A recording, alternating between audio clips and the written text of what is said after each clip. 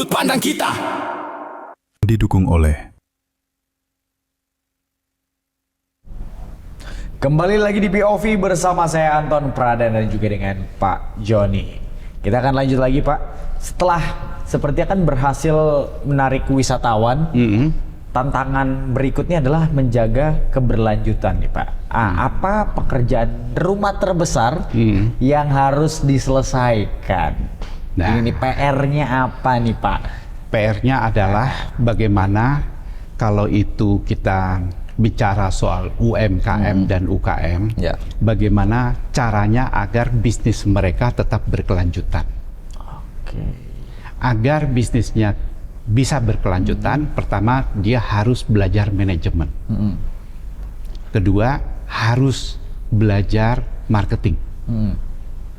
Oke. Nah, supaya produknya tetap bisa bagus, bisa dipertahankan. Kalau dia nggak tahu marketing, tidak tahu bagaimana memasarkan, tidak tahu pasar membutuhkan apa, akhirnya dia jualan hanya berdasarkan intuisi aja. Aku lagi pengen jual ini, padahal di pasar nggak butuh itu. Akhirnya dia kan capek-capek aja. Ya. Kenapa jualan saya nggak laku gitu loh, ngeluh aja kan. Nah, dia harus ngerti. Jadi belajarlah marketing, belajar bagaimana meningkatkan kualitas produk supaya bisa lebih baik. Oke, nah tadi Bapak bilang adalah intinya manajemen, marketing dan lain sebagainya. Apakah mereka harus kuliah dulu? Kalau kuliah kan mereka kayak, aduh, udah capek umurnya, pasti mereka sudah berusia-usia sudah matang untuk berpikir kuliah nggak mungkin. Atau apa? Apakah pelatihan atau apa? Ya. Dan siapa yang mungkin yang berperan besar untuk bertanggung jawab juga dengan hal itu? Saya lebih setuju mereka diberikan pelatihan-pelatihan. Tetapi yang saya lihat selama ini, banyak orang yang dibayar sebagai pelatih itu tidak punya kompetensi. Karena dia tidak punya track record bahwa dia sukses. Iya, emang agak riskan juga. Benar kan? Betul. Datang dengan CV yang luar biasa, tapi kalau ditanya kamu sukses nanganin mana? Belum pernah. Jadi belajar di atas kertas. Iya. Nah, dengan demikian, bagaimana dia mau menerapkan ilmunya bahwa ini loh di lapangan tuh sebenarnya kayak begini. Gitu.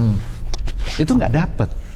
Jadi akhirnya cuman cerita doang. Kalau cuman cerita doang, para pelaku-pelaku juga udah banyak dengar cerita hebat-hebat kan. Sudah banyak dia dengar cerita, tapi bisa nggak dia menerapkan? Jadi saya lebih suka kepada pelatihan, tapi berlatihlah kepada orang yang sukses, yang sudah punya track record. Oke, nah Pak, tapi kalau berlatih sama orang yang sukses kadang kan kemampuan atau kadar menyerap sesuatu berbeda.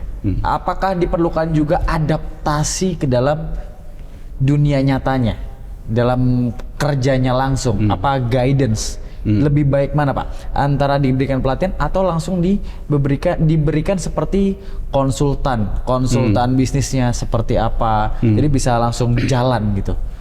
Semuanya dibutuhkan. Dibutuhkan yang formal, dibutuhkan yang pelatihnya tidak formal, yang betul-betul dapatnya dari lapangan, ya, dibutuhkan dari saintis, bagaimana meningkatkan kualitas mutu, bagaimana belajar manajemen yang bagus, ya, tetapi juga praktek lapangan. Terus jangan lupa peranan pemerintah di atas segala-galanya. Kalau pemerintah 3 bulan sekali tukar peraturan, mau diajarin apapun nggak bakal jalan. Kenapa? Baru dia belajar, baru mau terapkan, bubar, keluar peraturan baru. Nanti baru dia terapkan lagi, keluar lagi peraturan baru, bubar lagi, belajar lagi dari nol. Terus dia harus mulai dari nol berapa kali? Iya, jadi baru bangun dikit, jadi aja belum, udah dihancurin lagi, bangun dari dasar. Betul. Lagi ya Pak ya.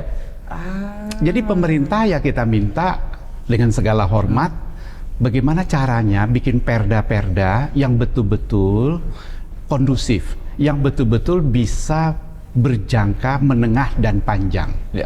Jangan terlalu cepat respon terhadap pasar. Melihat hari ini begini, ya udah ganti.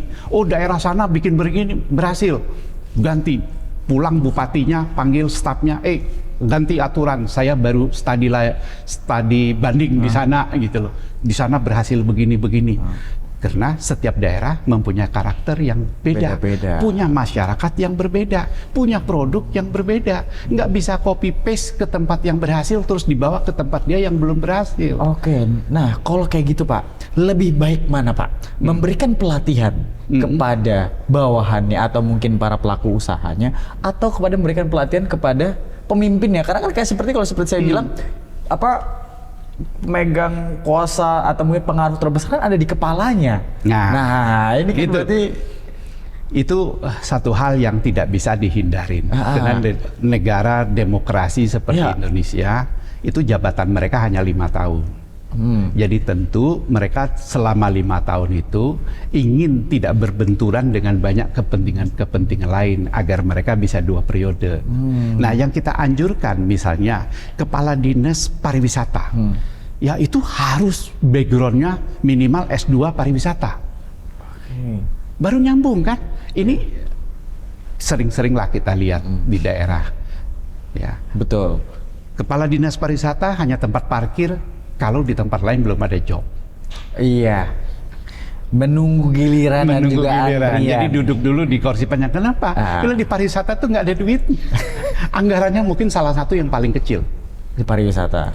Di pariwisata. Salah satu anggaran dinas yang paling kecil adalah di pariwisata.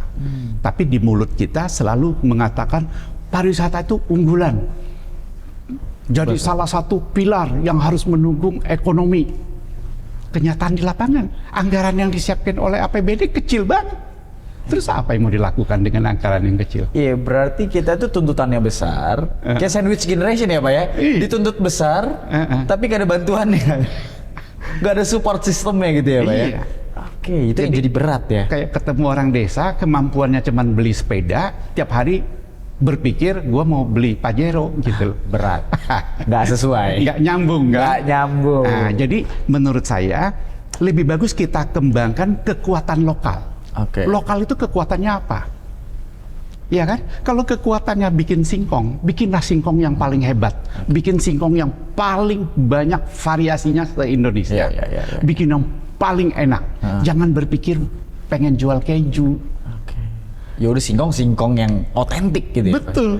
Kan bisa di-create dari kearifan lokal. Benar. Sekarang kita lihat makanan sagu. Makanan sagu itu masih lebar sekali. Room untuk ekspansinya itu masih sangat lebar. Itu bisa menjadi salah satu alternatif makanan Indonesia. Iya kan? Ya, betul. Itu banyak produksinya di mana-mana. Kenapa kita tidak mencari yang lokal? Kenapa kita harus jual pizza?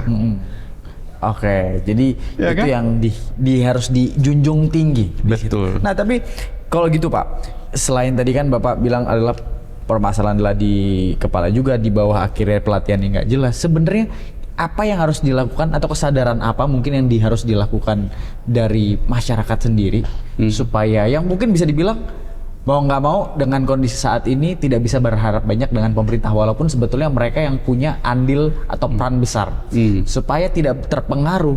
Apa kalau tadi ngomong pelatihannya kayaknya seperti yang Bapak bilang selama ini jalan 3 bulan apa. Nah, apa nih benar-benar yang harus dilakukan untuk dari para pengusaha UMKM kecilnya supaya mereka bertumbuh? Kalau sekarang ini boleh bilang para pengusaha dilepas begitu aja. Pokoknya lu kreasi sendiri, lu cari akal sendiri bagaimana supaya lu bisa hidup, lu pikirin sendiri deh, dilepasin kayak gitu. Ya begini guidance-nya di mana nih Pak kalau gitu kan? Betul. Berarti kan? Itu problem kita. Jadi saya kebetulan pernah hidup di luar negeri. Saya pikir banyak contoh yang sebenarnya bisa kita pelajarin. Negara tertentu misalnya bikin peraturan, bikin suatu konsep. Saya mau mengembangkan pariwisata untuk kabupaten ini dengan maskotnya apa gitu. Terus dikunci jadi perda di kabupaten atau di provinsi itu. Siapapun yang terpilih menjadi bupati, wali kota wajib menjalankan itu. Siapapun orangnya, supaya proyek ini benar-benar jadi. Kalau enggak kan nanti sebentar tukar peraturannya, tukar fokusnya. Nah, gonta-ganti vendor jadinya ya Pak ya. Gonta-ganti vendor rugi Pak. Rugi program apa berubah jadi program apa. Betul. Tapi yang penting sebenarnya kalau sekarang yang saya lihat, saya dari sebagai Gen Z mungkin melihatnya yang sekarang menarik adalah di sosial medianya. Saya tuh suka melihat destinasi wisata dari sosial media. Pertanyaan terakhir untuk Bapak nih Pak. sepenting apa peran sosial media di era digital saat ini khususnya untuk pariwisata? Sangat-sangat penting. Ya, cuman kalau sudah berani main di sosial media, harus berani menerima kritikan. Karena begitu kita masuk ke sebuah ranah umum, ranah publik, orang boleh ngomong apa saja, orang boleh kritik apa saja, kita sudah di luar kontrol kita. Jadi kuncinya cuman bagaimana kita mengontrol diri kita, berbuat terbaik dan berbuat sesuai dengan konsep kita. Jadi apa yang kita janjikan di sosial media, kita harus mampu mendelivery janji kita.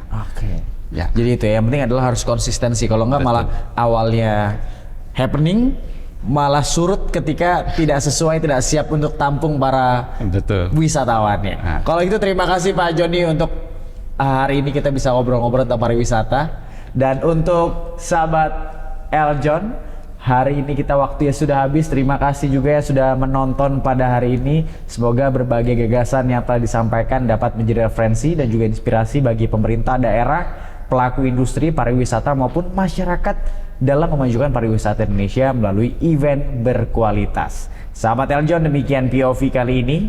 Saksikan terus Point of View di Eljon TV untuk diskusi menarik lainnya. Update berita terkini seputar pariwisata, bisnis dan juga investasi di portal berita eljon.media.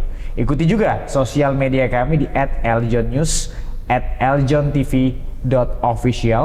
Saya Anton Pradana pamit. Sampai jumpa. POV, Point of View. Ruang diskusi. Perspektif baru lintas generasi. Yeah.